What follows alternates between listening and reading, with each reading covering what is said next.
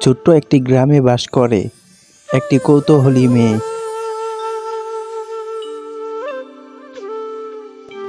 যার নাম লীলা।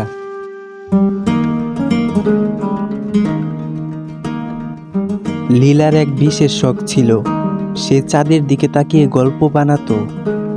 চাঁদ হচ্ছে তার সেরা বন্ধু। সে মনে করত চাঁদও তার সাথে কথা বলে। এইভাবে লীলার দিনকাল কাটতো।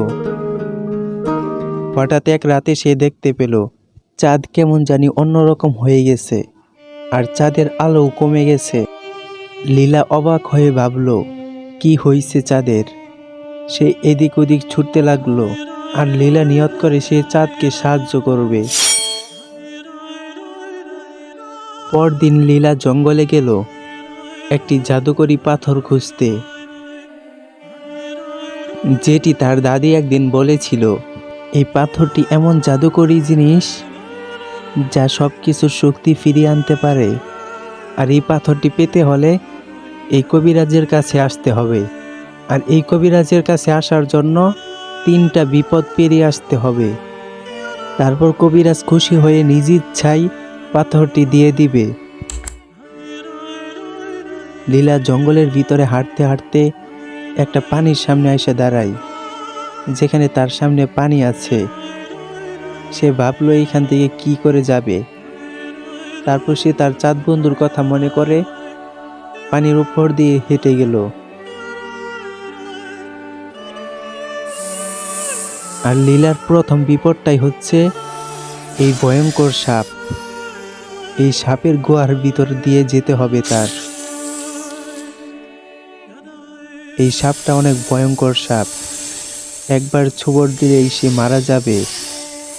আর এইখান দিয়েই লীলার যেতে হবে। লীলা গুহার ভিতর দিয়ে ঢুকছে, সে জানেও না যে এখানে সাপ আছে। সে গুহার ভিতরে ঢুকেই দেখে একটি সাপ। সে কিছু না ভেবেই সামনে এগোতে থাকে তার বুকের সাহস নিয়ে। সে আগাতে আগাতে সাপটার কাছে চলে আসে, কিন্তু সাপটা তাকে দেখে না। সে সাপের গায়ে হাত লাগায়, আর সাপটা উধাও হয়ে যায়। লীলা কি হয়েছে কিছুই বুঝতে পারে না সে। হয়তো এটাই লীলার জন্য একটা পরীক্ষা ছিল তার সাহসের। তারপর লীলা গুহা পেরিয়ে রাস্তা দিয়ে যেতে থাকে, আর ওই সময় দেখে একটা ছায়া যাচ্ছে। সে ওই ছায়াটার কাছে যায়, আর ওইখানে দেখে একটি কুয়া থেকে ছায়া বের হচ্ছে।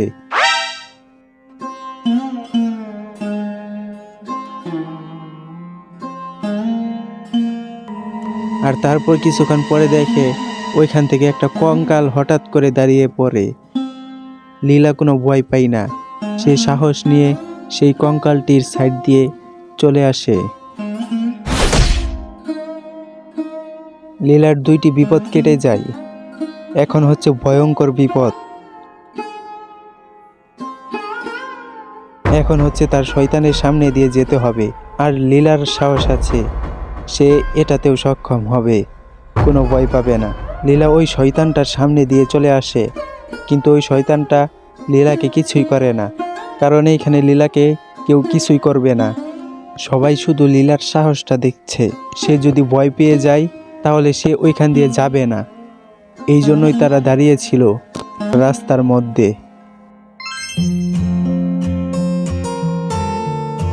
অবশেষে লীলা কবিরাজের কাছে এসে পড়ে, আর সে কবিরাজের সামনে গিয়ে দাঁড়ায়। আর কবিরাজ খুশি হয়ে তাকে জাদুকরি পাথরটি দেয়। আর জাদুকরি পাথরটি নিয়ে লীলা সরাসরি চাঁদের কাছে আসা পড়ে। লীলার হাতে জাদুকরি পাথর দেখে চাঁদ খুশি হয়ে যায়, আর লীলা জাদুকরি পাথরটি ঘষে। আর তারপর ধীরে ধীরে চাঁদটি তার কালার পরিবর্তন করে, সে আস্তে আস্তে উজ্জ্বল হতে থাকে। আর এটার জন্য চাঁদ লীলাকে ধন্যবাদ জানায়, আর বলে, তোমার সাহসিকতার জন্য আমি আবার আমার আগের রূপ পেয়েছি। গ্রামে এসে গ্রামের সবাইকে লীলা এই অদ্ভুত অভিযানের গল্প শোনায়। আর গ্রামের সকল লোক তার বুদ্ধির আর সাহসের প্রশংসা করল। গল্পের শিক্ষণীয় দিক: ভালোবাসা এবং সাহস দিয়ে যে কোনো সমস্যার সমাধান করা যায়, আর বন্ধুর জন্য করা যে কোনো কাজই মূল্যবান।